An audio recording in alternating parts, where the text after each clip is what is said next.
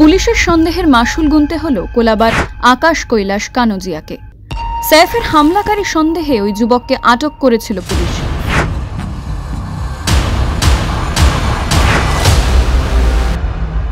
দীর্ঘ জেরা ও হেনস্থার পরে ছাড়া পান যুবক। এবার সেই যুবকই অভিযোগের আঙুল তুললেন পুলিশের দিকে।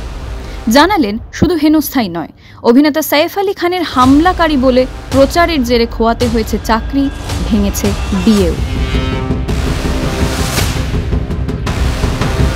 ৩১ বছরের এই যুবককে অভিনেতা সাইফ আলী খানের হামলাকারী হিসেবে ১৭ জানুয়ারি দুর্গ স্টেশনে আটক করেছিল আরপিএফ কর্মীরা। আকাশের নাম ও ছবি সহ একটি প্রেস বিবৃতিও প্রকাশ করে আরপিএফ। সেই ছবি সমাজ মাধ্যম এবং সংবাদ মাধ্যম মারফত ছড়িয়ে পড়ে।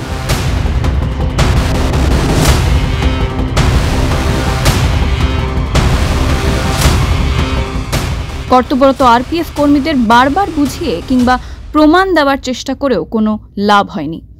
পরদিন ভুল বুঝতে পেরে তাকে ছেড়ে দেওয়া হয়, কিন্তু ততক্ষণে আকাশের যা ক্ষতি হওয়ার হয়ে গিয়েছে। গত ১৫ জানুয়ারি রাতে সাইফের ওপর হামলা হয়।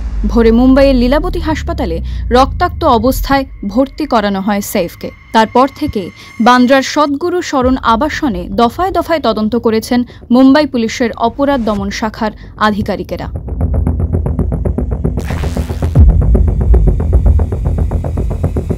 এলাকার সিসিটিভি ফুটেজ খতিয়ে দেখে প্রথমে ৪ জনকে আটক করে মুম্বাই পুলিশ।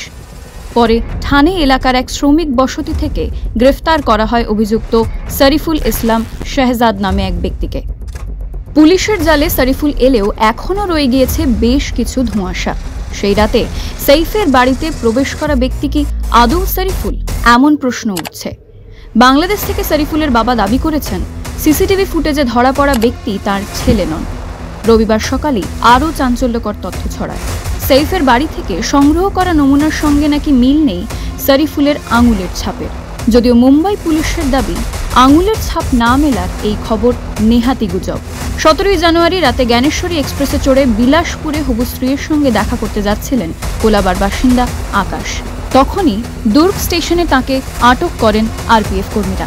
দীর্ঘ জেরা ও হেনস্থার পরে ছাড়া পান আকাশ।